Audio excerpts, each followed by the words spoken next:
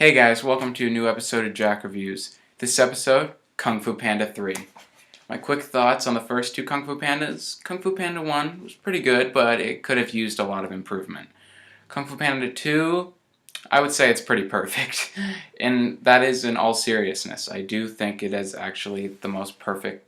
It's one of the best animated movies I've seen. It's the best DreamWorks movie by far, and yes, I'm saying it's better than Shrek, any of the Shreks, and How to Train Your Dragons 1 and 2. So, yeah, there was a lot of expectations for me for the third one, and what were my thoughts on it? It was really good. It got the taste of the fifth wave out of my mouth, which I'm so happy about. It's the first actual good movie of 2016, which is amazing how it's called Kung Fu Panda 3. And I think it's tied with the first one because they're both pretty good, but they're not great.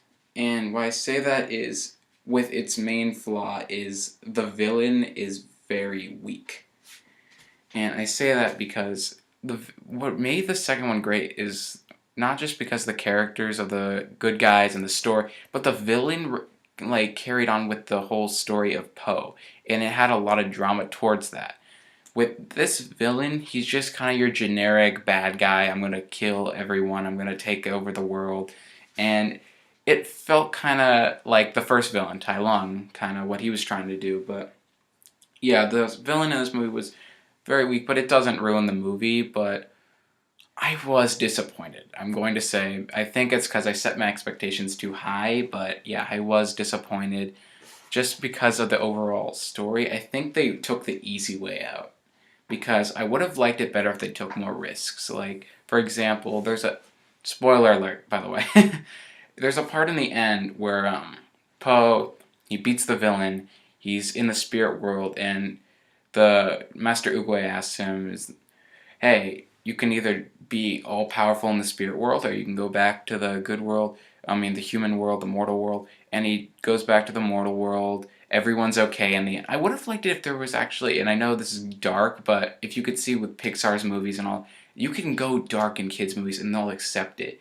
I wish they actually had some sacrifices in there. Like, I kind of was like, really, when in the end, I thought it was really cool, and he took out all the people. I was like, you know what? I know they'll maybe save some, but maybe they'll have some sacrifice. But no, he saves everyone. Everyone comes out of his little belt, and they're all free. But it really bothered me because I would have liked it better if maybe Mantis, Crane, Snake, Monkey.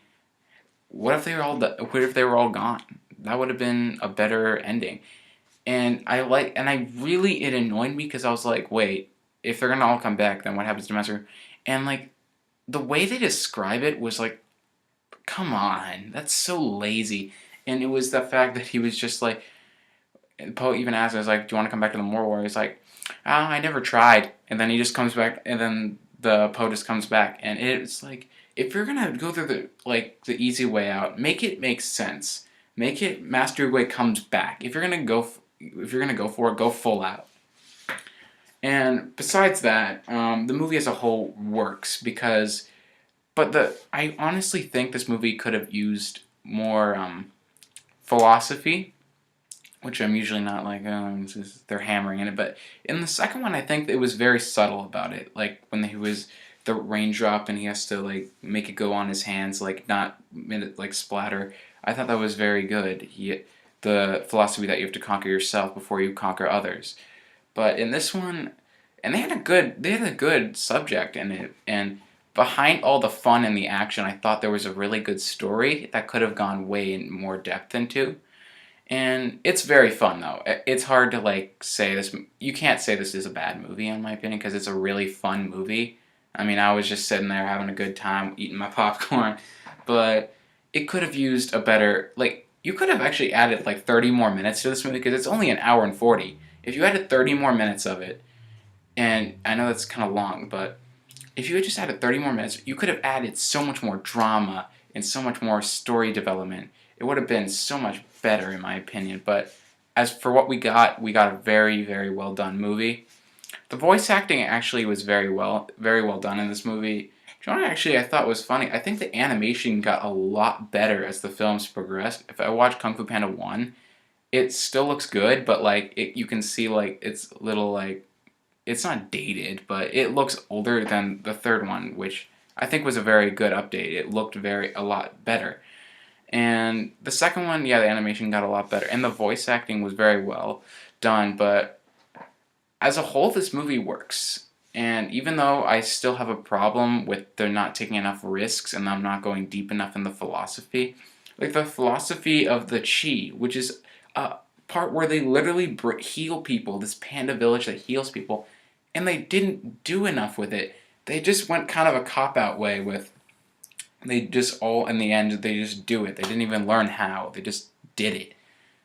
Alright, so you heard me say it's not great, but alright, let me go on to the good stuff about it. What is amazing about this?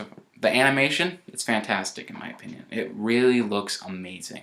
And the action, they take advantage of the fact that this is an animated kung fu movie, and they give you like amazing fight scenes. The same with the other two. And the story is not bad. I'm not saying it's bad at all. I just think it could have used more drama and philosophy. That's just my opinion. Alright guys, that's the end of my review. This is by far the best movie of 2016. Tell me your thoughts on the movie. Comment below, like, subscribe. Thank you all for watching. I'll see you all next time. Hey guys, welcome to an episode of Jack Reviews. This episode, Kung Fu Panda 3.